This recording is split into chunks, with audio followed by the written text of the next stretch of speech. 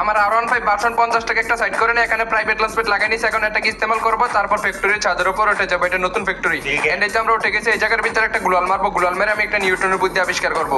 এই জায়গার ভিতরে গ্লোয়াল মারতে চলেছে, একটা গ্লোয়াল মেরে নিছি, এন্ড একটা লাভ দেবো, এই গ্লোয়ালের উপর উঠে এখানে রিলিং পারে উঠতে পারলাম না। আচ্ছা, আরেকটা গ্লোয়াল মেরে নিছি, এই গ্লোয়ালটাকে মারবো, তারপর এটার উপরে এইভাবে লাভ দেবো, এন্ড আমরা সুন্দরভাবে বইরা গেছি। আচ্ছা সমস্যা নেই, এখন আমরা নিচে যাবো, নিচ থেকে আবারও প্রাইভেট লঞ্চ প্যাড ইস্তেমাল করে আমাদের নিউটনের বুদ্ধিটা আবিষ্কার করে ফেলবো। এই তো আমরা চলে এসেছি, এখন আমাদের প্রাইভেট লঞ্চ প্যাড ইস্তেমাল করলাম, এন্ড উপরে উঠেও গেছি। এখন কি করবো, এই জায়গার ভিতরে মানে বাম সাইডে আমরা গ্লোয়ালটাকে লাগাই নেবো, এন্ড একটা লাভ দেবো, লাভ দিয়ে গ্লোয়ালের উপর উঠে যাবো। এই তো আমাদের নিউটনের বুদ্ধি আবিষ্কার। এই জায়গার ভিতরে বসে থাকবো, যখন পোলাপাইন দেখতে পাবো তখনই গোয়িং টু লবি করে দেবো। কিন্তু ভাই আমি 50 বছর ধরে এখানে বসে আছি, আমার গানকে 9 লেভেল করার বয়স হয়ে গেছে, তাও এনিমি দেখতে পাইতেছি না।